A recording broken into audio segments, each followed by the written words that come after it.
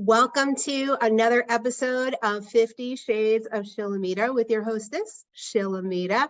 I am super excited to bring to you another young entrepreneur today. I am just loving all of the women that I've had on the show recently who are six-figure and seven-figure earners, ranging from their early 20s all the way up to their 50s. The different stories that we've been hearing and learning have been so amazing. Today, I want to introduce you to a mastermind sister of mine. Her name is Mary Morgan. She's learned a lot about building businesses, going from $100 to her name in 2018 to $80,000, $100,000, and $130,000 cash months over and over again. She started her business by getting on over 165 sales calls before closing a single client, doing all the old marketing tactics she was taught in the corporate world. She works with entrepreneurs around the globe on topics like Femme communication, magnetic selling, experiential marketing, building a world-renowned brand. She now sells multi-thousand-dollar packages inside of her inbox just by sending one link. I would like to welcome Mary Morgan to the show. Oh, hello. Oh my gosh, it's so good to be on. And I've heard some of your other guests and just so incredible. Like you shared earlier, people who range from 20 to 50 and everything in between. So I'm so excited to dive into this conversation. Yeah, I'm excited to chat with you too, because I'm so impressed by you and your life and your world and how you operate and how you show up. You were just like an absolute beam of light on my day, on my news feed when I see your reels popping through. So thank you for that. I truly enjoy it. And you are very young, right? You're in your 20s still? Yeah, late-ish 20s, 28. But yeah, hold on. And when I started, when you shared a bit about my story, I'm like, I really started entrepreneurship probably when I was like 6. I used to cut coupons and sell them to my mom. And she was like, what are you selling? And I'm like, these are $2 off. So you can buy them from me and you'll still get $1 off. And I was like hustling at such a young age. And, I think that was within me. And I never knew I wanted to be an entrepreneur, but I always had this skill set of never settling, just going after something, having this vision and being like, all right, it's done. Let's do it. I love that. I was also a very young entrepreneur. I became an entrepreneur when I was 21 years old. And now, after listening to you speak, and I interviewed another guest who was in her 20s today too, I realized that something happened to me from the time that I was in my younger 20s and then shifted, because I feel like I had the same mindset that you guys had, which is, this is me. I am the one. I'm going to make this happen. Everything is mine. But then life happened. I feel like I lost that somewhere in the spiral. So it's really nice and refreshing to hear this point of view again from you guys. Yes. And I truly feel like entrepreneurship lands like a deep calling within your soul. And when you're ready for it, you actually receive it. So whether you had this calling when you were 6 years old and then you're like, all right, received, let's go, or you continue to have this seed and then you're 65 and you're like, let's go. Like that seed is there, but I feel like certain moments where it's like, there's a click within you. So one of my moments was I was in corporate working for a toxic, misogynistic, racist, just horrible, horrible boss. And I was like, I am not meant to be an employee. Like, this is not meant for me. And this was after having great jobs and horrible jobs. And it was on my last day, I gave my 2 weeks notice. And the next day that I went in, he packed all my stuff in a little baggie, put it in the corner of his office. And it was so degrading to like bend down, grab my stuff after taking like 3 bus rides, a train, all the things in the middle of winter, and just standing with my stuff outside being like, where to from here? Little did I know that where to from here was a literal like where to from here, not just, okay, what's the next train that I get on? It was this moment of like, I have to do something different. Like I am meant for so much freaking more than this, one upping each other. And like, it was just a hot mess. I was like, this is not for me. And that's truly where it all began. That's amazing. I love that story. You know, I'm older than you. And I've lived through many different lifetimes. And it's interesting because I find that I reinvent myself every so many years. And I think partially because like the codes inside of me, I just feel like there's so many things that I want to do. Like my husband the other day was like, what is it, Chill? Is it the juice bar, the yoga studio, the coffee shop, the this, that, the other thing? And I'm like, it's everything. I'm like, what do you like? Why do I have to choose? You know, and I'm Yeah. so grateful that I have like so many children because I feel like now I'm manifesting through them. Like, okay, I'm going to set you up with the juice bar and you're going to attach that to your gym. But I think what you said, like, hit the nail on the head. Whether you're 6 or you're 65, it doesn't make a difference where you are. And I hope that that's a great reminder for the audience that's listening here now, is that it doesn't matter how old you are. I was having this conversation with a woman just the other day, and she was like, oh, my ship has sailed. And I'm like, your ship has never sailed. Like, literally, you're still alive. And at any moment, Yeah. you can reinvent yourself and completely start over and be whoever you want to be. Yeah, this is so huge. And it's so interesting. Like when you hear so many success stories of people who made it big, whether like founder of Disney or Steve Jobs or whatever it is, it's like a lot of people actually make it when most people think that would have been too late for them. Like they missed the train, but that's where most people actually make it. And I think also, even when you start young, and let's say business number one flops, business number two flops, business number 17 flops. It's just a reminder to keep going, keep pursuing, like you never know. And, you know, it's like that cheesy line that's like, would you rather die trying? I don't know, whatever the phrase is, but it's true. It's like, I would rather keep trying if I need to have 17 side jobs, but at least I said I did it versus, well, there was the dream that I never followed. Totally. And you said two really important things there. First of all, is having the side jobs. I think a lot of people fail to realize that a lot of entrepreneurs are not just doing the business thing, but they're hustling in the background and they're trying to pay their bills and they're doing whatever it takes. And, you know, in the world of social media where we just get to see the highlight reel, we don't see all the ins and the outs and the blood and the sweat and the tears that go into people becoming really successful. By the time we pay attention to them, they're already really successful. And then it seems like it's so out of reach, but it really is quite the journey to get there. And, you know, in my own life, at 30 years old, I decided to go back to school to become an acupuncturist and a healer. And so I spent the next 10, 11, 12 years doing that. And now at 43, like I'm starting a whole new phase of life. And what you said that I think is really important is that a lot of people don't realize that most people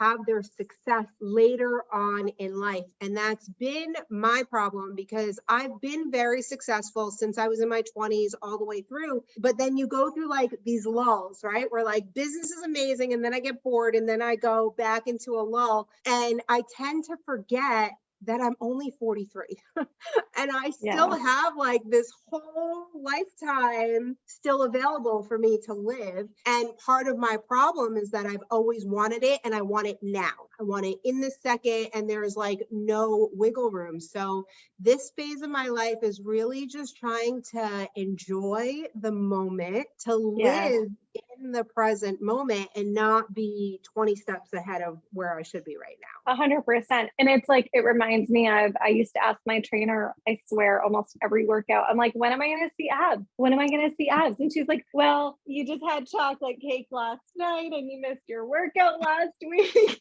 And I was like, you know, I got to a point where I was like, am I in this for the destination of getting abs, or am I in this to actually consistently fall in love with myself and my body and how I feel? And I feel like there was a turning point there as well of like, when you go to the gym just because you want abs, you're going to hate going to the gym. It's like every workout, where are the abs? Where are the abs? Food, you start to hate food because you don't see it as balance. You see like chocolate cake is, this is horrible to have, and then you see apples is, this is good to have. And it's like when we start to meld it all together and have this like beautiful fusion of like lifestyle, like I've learned to work out a little extra on the days that I want to, or, you know, have a little chocolate cake on the other days. It was like that balance actually felt really good to me. And in business, I feel like that's super important as well. Oh, I love that comparison. That is so important and something that I struggle with all the time in my world with body and body image and what to eat and what not to eat. And I love the comparison of it to business because you're so right. It's about enjoying the journey, right? Because right before I got married in November, I was in the best shape of my life. But looking back at those photos, it's like I had to work really hard to get there. And literally there was like nothing on my food list, like became very boring, very bland. And so right now I'm trying to figure out how to live in balance. My problem is that I don't have balance. I'm like one extreme to the other, And it's the hardest thing. It's the hardest thing to like actually have solid balance. Like even in business, I think there are moments where, I've overworked myself to the bone and I was like, okay, I need like a 3-week vacation after this. Like this is a lot. So it was coming to this balance of like, okay, today actually feels good. I want to do a little extra and I'll stay a little longer and do some more stuff. And then the next day I might mix it up a little bit and get out of the office. Like that has felt so good to me. That actually makes me enjoy the day to day, similar to the fitness stuff. It's like, if one day I don't feel like doing cardio, I might just go for a walk with my dog. And I'm like, at least I moved my body versus shame, guilt, fear, all that stuff we put on ourselves for not doing the thing. Yeah, I love that point too. I mean, I am a projector in human design. I've done a couple of shows on human design. What is your human design? I'm a Manny Gen. Okay. So I, for many years, operated as a generator because I live with a generator and our charts match up so perfectly that I was feeding off of him and I was literally in burnout. Like I remember there was one year prior to COVID that I actually hired a CEO. And now looking back in hindsight, I'm like, why would I hire somebody to run my company? Because I was so overwhelmed with running my own company. I was seeing 4 patients in an hour.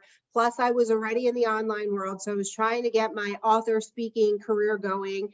And it was too much for me. Like it was just too much all at once. And so now, for those of you that are listening that can relate, it's really important to understand by some human design, you're not supposed to work that hard. And so knowing that I'm a projector and I'm not supposed to work so hard, it completely made sense. But for the first 40 years of my life, I literally worked as a hustler. Like if I wasn't hustling, something was wrong with me. And I remember the first time that I took a bath at like 11 o'clock in the morning, and I literally thought somebody was going to come into the bathroom and scold me, like, why are you taking a bath in the middle of the day? And like, now it's my everyday that I'm taking baths in the middle of the day because that's where my brain operates the best. That's where ideas get downloaded in me and I can see things in a different lens. But the hustle and the burnout is a real thing in entrepreneurship. Yeah. And I think a part of this too is like our upbringing as well. Like I know for me, it was like I seeked validation in my parents' approval and in their like, sweetheart, you're doing a good job. Go after that award, go do that thing, having them smile when I would receive awards, like all of that. So then in school, I went after every award. In offices, I went after every promotion. Like there was always this chase. And then that went into entrepreneurship of like, okay, cool, a 50K month. All right, next.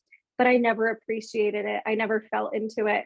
And that was probably one of the biggest pieces. And I share this on my podcast. It's like my intro line that I shared is this story where I'm at 80 something thousand for the month and I'm sitting across the table from my fiance. And I'm like wondering in my head, I'm like, how did I get here? Why do I not feel fulfilled? I have everything that I could have possibly ever wanted and I'm still not happy. So that was one of those things where it's like, all right, I've got to change because clearly it's not a money thing. We all go into business and we're like, when I have the money, I'll finally feel, and then it's like, but actually, no, feel that now and then expand that as it comes. I totally get that 100%. My guest earlier today and I were talking about this as well, because everybody is chasing after the money. And the thing is that the money comes and it comes easily when you let go of the attachment to it. And I can say that in many phases of my life because I made 6 figures figures as a 23-year-old. And then I was on food stamps at 27. And then I was making six figures again in my 30s. So I've definitely gone like up and down the financial ladder. But, you know, we get stuck in this mindset that the money is going to make us happier, and the money really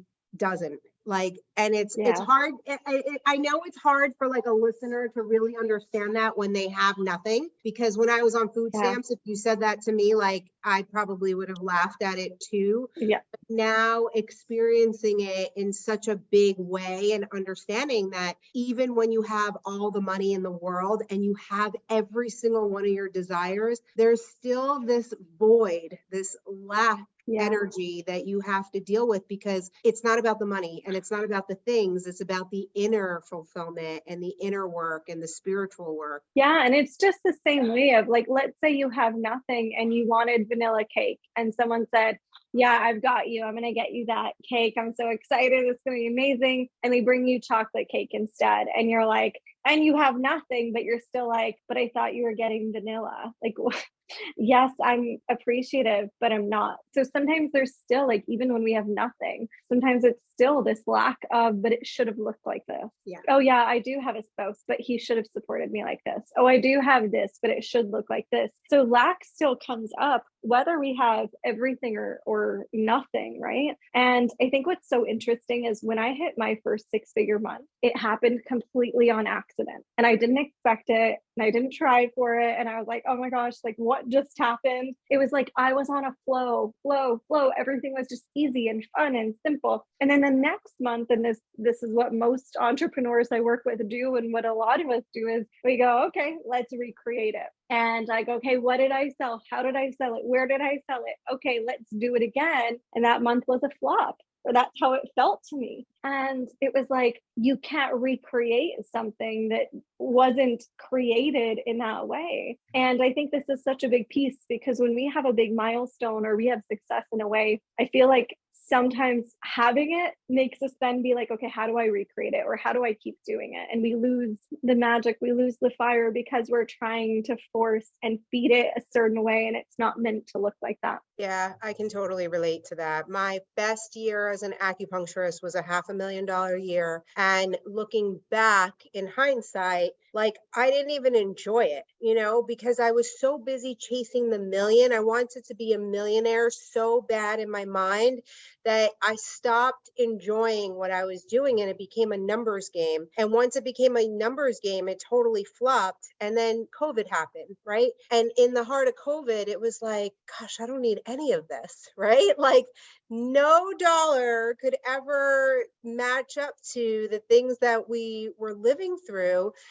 And the shadow work that I had to do during that time to really get through it and understand what I was doing.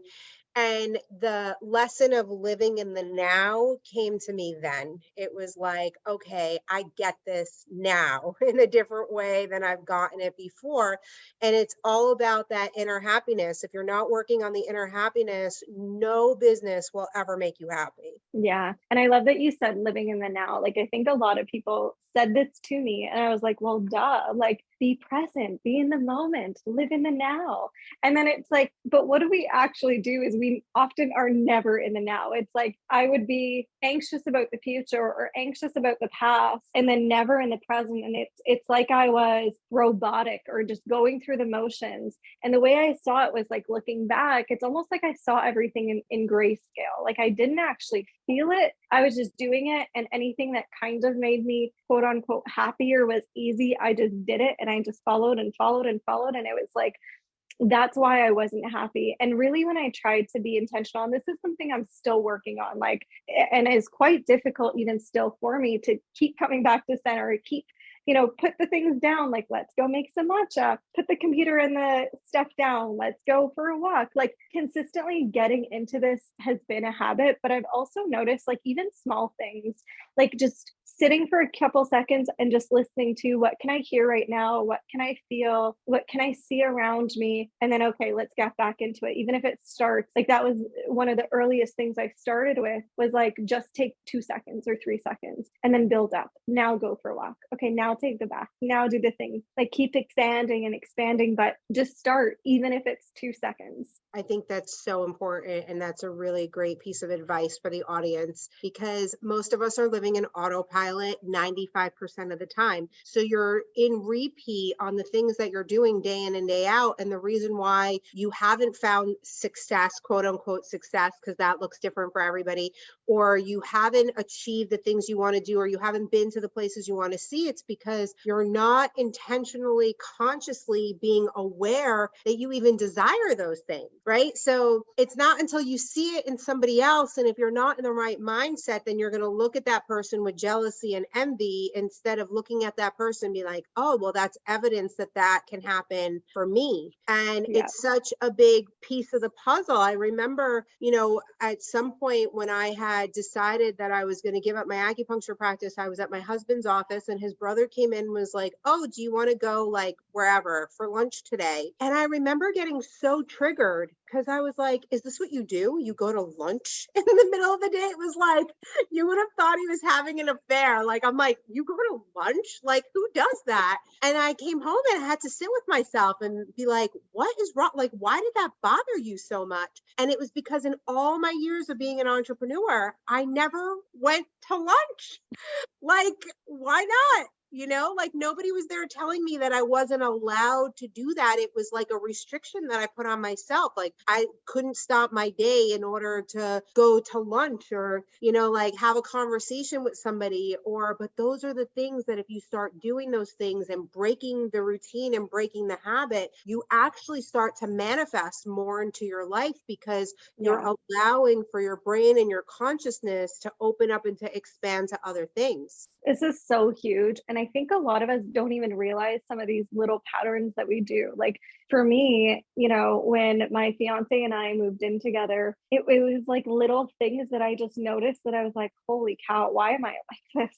Like I would be cleaning and I'm like, babe, if you don't mind, I'm just going to sit down for a couple minutes because I'm kind of tired. And he's like, but why are you asking? Like, why are you saying it like that? Of course, sit down, of course. And I was like, wow, this has been such a programming that I didn't realize, of like needing permission to slow down, needing permission to stop, needing permission to, just like you said, go out for lunch. Like, well, can I? Is that even work related? But I'm on work hours. And it's like, but those are the things when you actually look at it, like that's actually what makes the money. When I think about, clients who came to me randomly, it was because I was in such a vibe. Like I was out for a walk and I sent them a voice message and they're just like, I felt something in your message. And I'm like, they wouldn't have felt that had I been pissed off, annoyed at my desk. Same thing in our relationships, right? It's like, if we're so uptight and we're so frustrated with all these things, we can't allow everything else to be poured into us. Yeah. Yeah.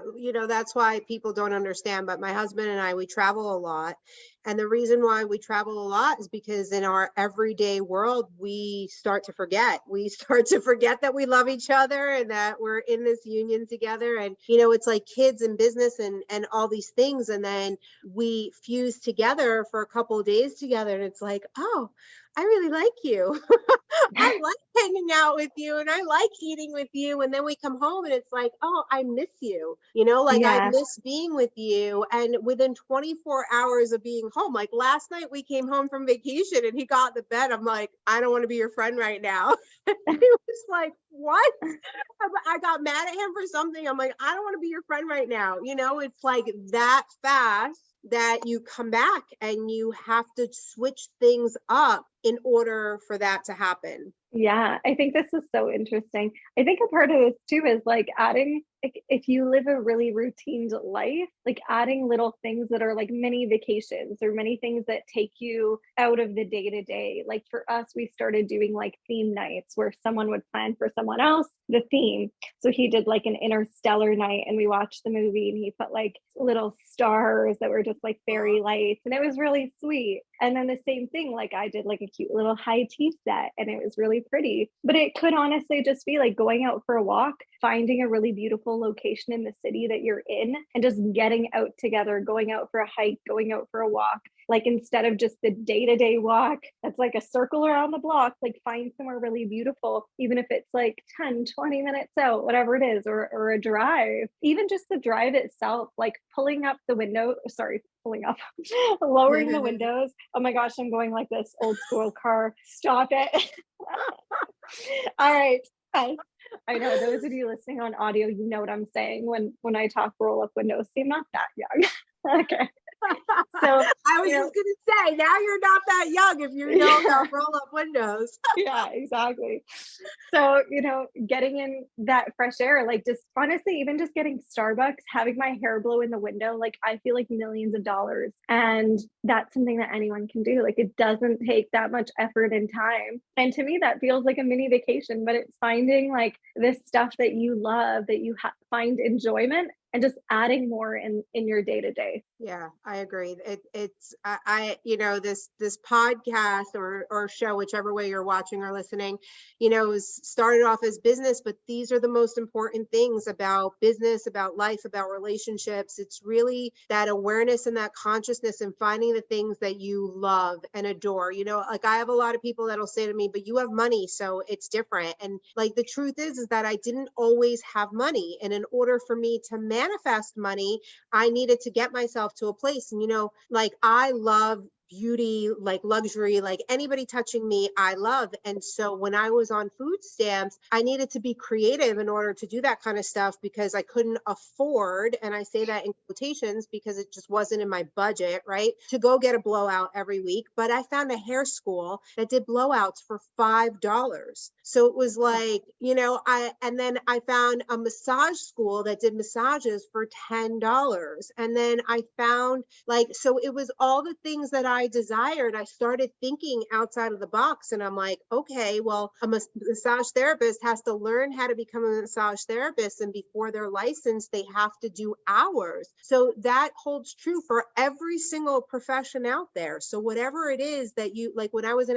acupuncture school, we did treatments for like $25, I think. A cheap acupuncturist, it's $100 a treatment. So like anything that you desire, it's available to you at every level. And this morning, I was just thinking I was going to post on Facebook that just because you pay more doesn't mean that it's going to be worth more. Yes.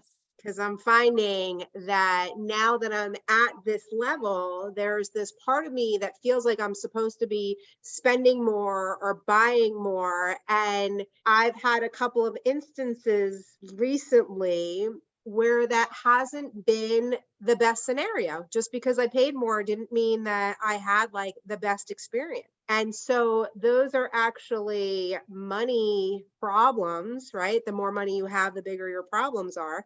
And it's because the problems change, right? Like when you have no money, you think that your problems are so big, but then when you have money, your problems are so big too, because they're just different kinds of problems. Yes, yes. And I love that you mentioned you were so resourceful. And I think this is something that I see with so many people as something that holds them back. Like when I tell my story of doing hundreds of sales calls, often people will say, well, I would have stopped at 30. Or for you, it's like, well, I don't have the money to do all these things. Like those are the thoughts when we really think about it. It's like, that's what holds you back. It's like, you don't think you can do that many, so you don't. You don't think you can spend it because you don't have a certain amount of money, but you can have other ways around it. Like even if you can't spend $5, but you can get a partner to massage you and like put candles or do something really beautiful or go outside and see the stars. Like everything is possible and is around us. And these are the things, coming back to what you're saying, you're like, we moved from a money and business conversation to like the self-care almost stuff here. It's like, this actually relates more so to the business stuff than if we were to say, here are the 5 things to post today. Because if you post and you're in this energy of like, I need a sale by Friday, we feel that. Mm-hmm. But you going out for a walk and sending an audio and people feel your energy, there's a frequency there. Like you just going on Instagram Live and you're on a hike with your loved one. Like there's a feeling that people are like, I want that. It's so magnetic. Totally. I love that. You had mentioned that you have a podcast show. What is the name of your podcast and where can we find it? Yeah, so it's the Mary Morgan Show, and we just started in January. We do weekly drops, so it's been a fun time on there. So come check that out. We're on Spotify currently, and I think RSS. Cool. So just audio, not video. Yeah, just audio. And if people want to find you on social media, where can they find you? Instagram's probably the best place at marymorgan.biz. And Mary, do you work with people who are beginners in business, experienced in business, on all the gamuts of business? Yeah, so most of our clients typically have an offer that's been selling and they're looking to scale, but we do have offers for like starting your business and everything in between. So I would just say reach out if you're unsure of what would be the best fit. And if somebody that's listening is totally new to business, has never even considered it, but now is like, wait, maybe I have a skill set that can turn into a business. What advice would you give to them? Yeah, I would just say go for it. Like start with even just creating content. Like that's something I wish I did more of, is creating more and just posting more, because you'll actually learn so much more about what you enjoy, what you don't enjoy talking about, just from you speaking and talking these things out loud. So whether it's Instagram or Facebook, like wherever you choose to start, pick a platform and just start sharing your knowledge. And even if you don't see it as knowledge now, others will. Often the things that we find so effortless for us are hard for other people. And that's why for us, it's hard to see them because they're so easy. Like for me, the magnetism was such an easy piece, like filling my calendar with hundreds of calls, even if they didn't close at that time. I had people who said, how are you filling your schedule with these? Like, where are you finding people? Like, how are they booking in? And when I had my graphic design business and I was selling high ticket packages, people were like, how are you selling these when I can't sell this $150 logo? So it's looking at where people are asking for advice, where you're constantly showing up, things that you love, things that you have experience in, and just talking about it. And over time, you'll build that expertise. You'll build all of these pieces to then start actually creating things. Yeah, that's great advice. We have been doing the 365-day reel challenge. Yeah. And this reminded me of that because there was definitely a time that I said I would never do reels. And so, my greatest lesson that Here I we keep are. talking about is never say never. And in this reels challenge, I've actually come to enjoy them. I enjoy making them. I don't just do one. I'm sometimes making 3 a day because of 3 different platforms that I'm posting on. So that's like an extra special challenge for myself.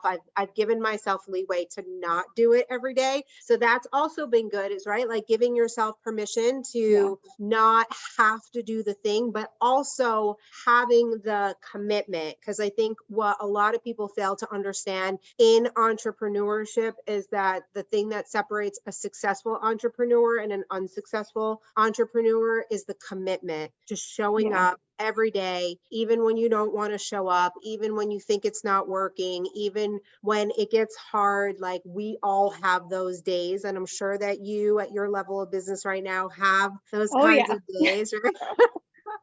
Where you're like, this is it, I'm giving up.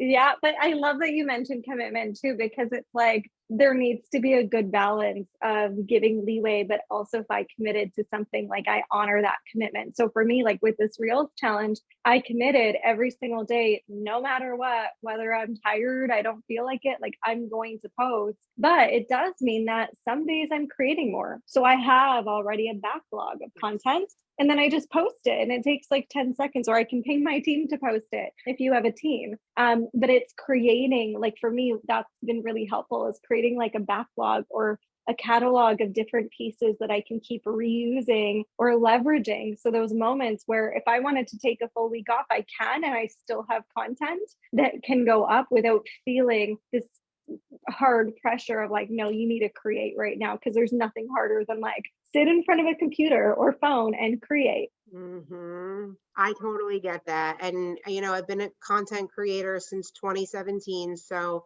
there was definitely this shift in knowing and understanding that people can feel the mood that you're in, right? So if you Yeah. don't feel like it, chances are that's going to reflect in the amount of likes and comments and whatever else you're getting, non-response that you're getting, right? Because people feel that magnetic energy. So when you are in a good mood and you do feel like working, it's a great time to batch some content, write out some posts. You know, if you're not doing the real thing, that's okay. You don't have to do the real thing, but it's just figuring out what you like, because Yeah. out of all the business coaches that I've worked with, it all comes down to the same thing. And it's like, it's whatever fuels your fire, because everybody's doing it. Everybody's making millions. Everybody's pulling in six figures in a totally different way. So there's no cookie cutter, do this and you're going to get that. That was honestly probably the biggest lesson that I learned in business, has been exactly what you just said, Shill.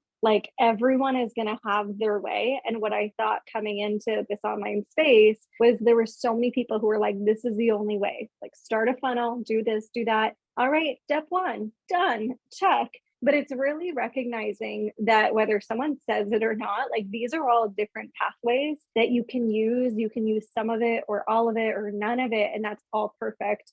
And it's just going to be, what do you want to do? And sometimes it is testing a strategy and then knowing, do I like this? Do I not? But it's your intuition and your discernment to actually lead and follow and create whatever you desire. Yeah. And that's where it goes back to that self-care work and the spirituality work and all the things, because it's connecting to that intuitive hit inside of you. Like, oh, this lights me up, so I'm going to put out this offer, or this seems really good to me, so I'm going to go with this, instead of second guessing and doubting yourself. And then nothing's going to work anyway, because you're in your own head instead of being inside of your body and really connecting to what you love and who you are and all those things.